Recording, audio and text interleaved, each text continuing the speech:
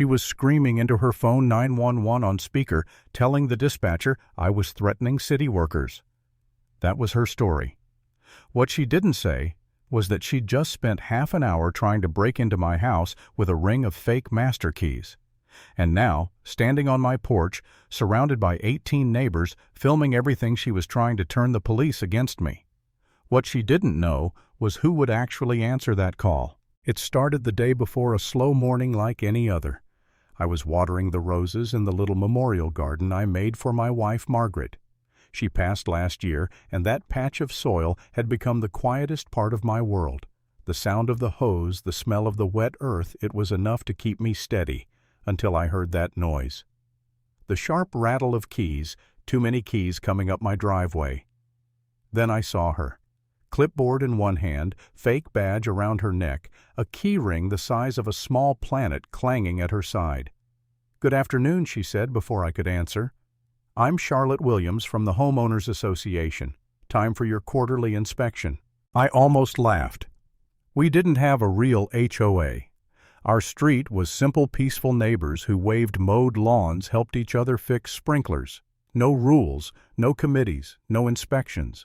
But she had that kind of voice people listen to, the kind that sounds like she's already in charge. "Master access to all community properties," she said, walking straight to my door. I should have stopped her right there. But when someone shows up with a badge and a clipboard, your brain hesitates. You want to believe it's legitimate, especially when you're an old widower who just wants to avoid trouble. She tried the first key. It didn't fit. Then another. Still no luck. By the third one, I heard a sharp snap. The key broke in my lock, half in her hand, half sticking out of my door. The world went quiet.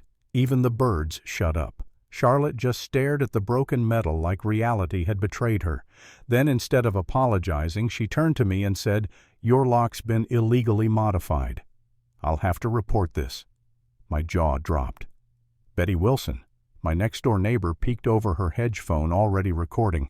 I should have known then this was going to turn into something much bigger. That night, I noticed the broken key still in my door. I told myself I'd call a locksmith in the morning, maybe check with City Hall to see if any new housing authority had formed. But deep down, I knew something was wrong. And the next morning confirmed it. Charlotte came back, new clipboard, bigger key ring, that same fake confidence. "Good morning, Mr. Phillips," she said, using my name, even though I'd never told her. "We'll resolve this lock situation once and for all." Betty stepped out, bless her, and asked for documentation. Charlotte handed her a form that looked official until Betty pointed out the address. It was completely wrong. Different street, different number. "Old template," Charlotte muttered, snatching it back. Then she went straight to my door again, jamming key after key, muttering about non-standard systems and compliance. The crowd of neighbors started gathering, and then she called someone. "Supervisor," she said. "Put it on speaker." The man's voice came through lazy, unprofessional. "Yeah, just yeah." "Jake, I need the universal bypass sequence," Charlotte said. He asked, "How many keys failed?" That question hung in the air like a red flag. How would he know about the failures unless he'd been watching? Betty looked at me. We both realized what was happening. This wasn't an inspection. It was coordination, a scam organized and practiced. Charlotte had just exposed it right in front of witnesses. That afternoon she returned again, this time waving a paper covered in seals and stamps. "Emergency violation notice," she announced. "You have 12 hours to comply or face forced entry." The document looked so real I almost believed it. Until I read the name on it, Tom Mitchell City Planning Emergency Division. I knew that department. There was no such division. And Tom Mitchell had retired years ago. I started doubting myself. Maybe some reorganization had happened. Maybe I was out of touch. Then my phone buzzed. A text from an unknown number. "Your son won't always be on duty to help you." That's when fear replaced doubt. Someone knew my son Daniel was a sheriff's deputy. They knew his shifts. They were watching us. I sat in the dark that night, every creak of the house sounding like footsteps outside. I wanted to believe it would blow over. But at 5 a.m., I realized running wasn't an option. This wasn't a misunderstanding, it was predation. So I started fighting back. I researched everything I could about Charlotte Williams, found her social media post after post of community consultations, photos with fake badges, elderly homeowners smiling beside her. Always the same language: property compliance, emergency intervention, community maintenance. All lies, all staged. Then I found the comments. Dozens of people saying she and a man named Jake Sullivan had scammed them fake fees, broken locks, threats. My stomach turned.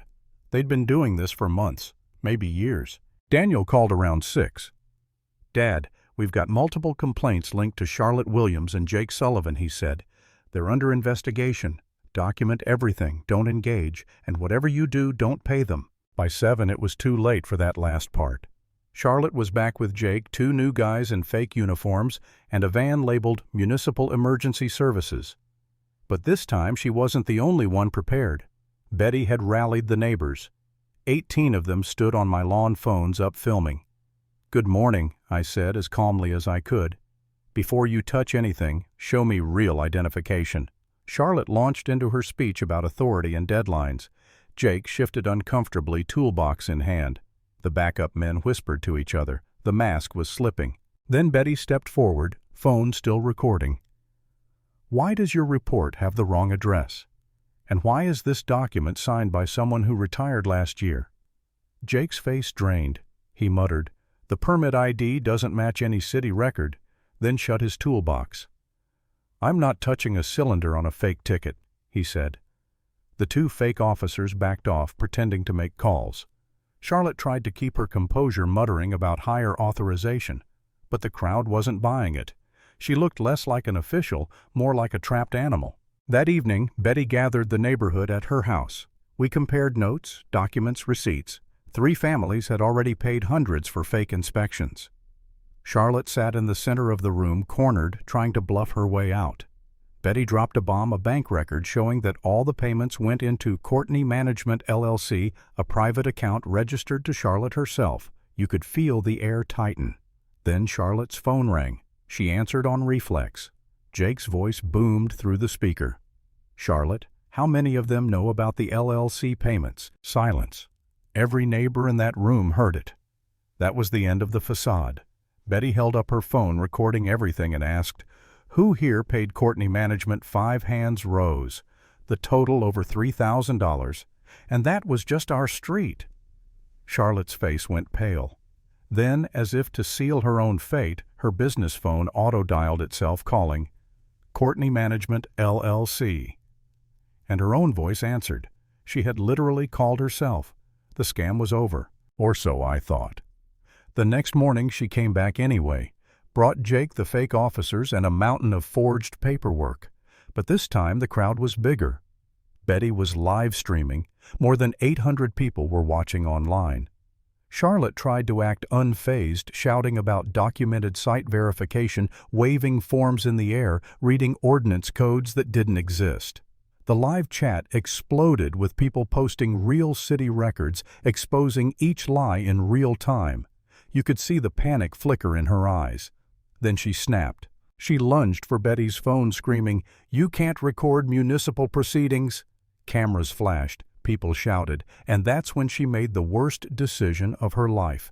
She dialed 911 right there in front of everyone and told the dispatcher I was barricaded inside, threatening city officials, refusing lawful entry.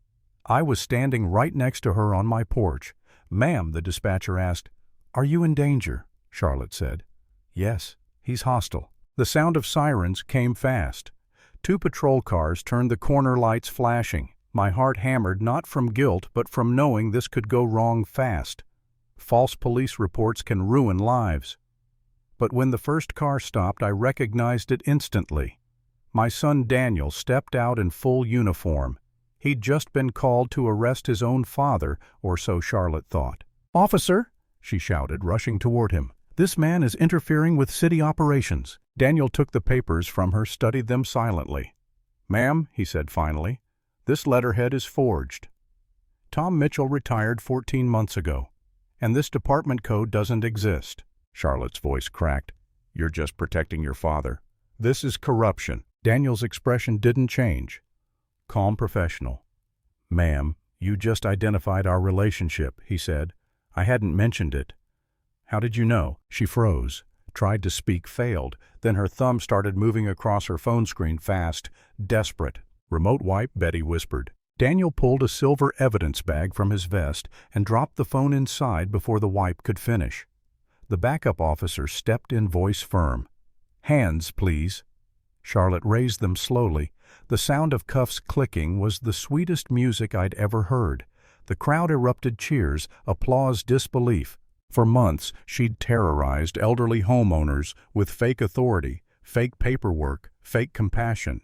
And now the keys that had rattled like symbols of control lay silent on my porch. Real law had arrived. Real authority, steady calm earned, had ended her reign of intimidation. I didn't smile. I didn't celebrate. I just watched as they led her away, those keys glinting in the morning sun. Some people think power comes from badges, paperwork, or loud voices. But real authority, it doesn't need to shout. It just shows up, does its job, and lets the truth speak for itself.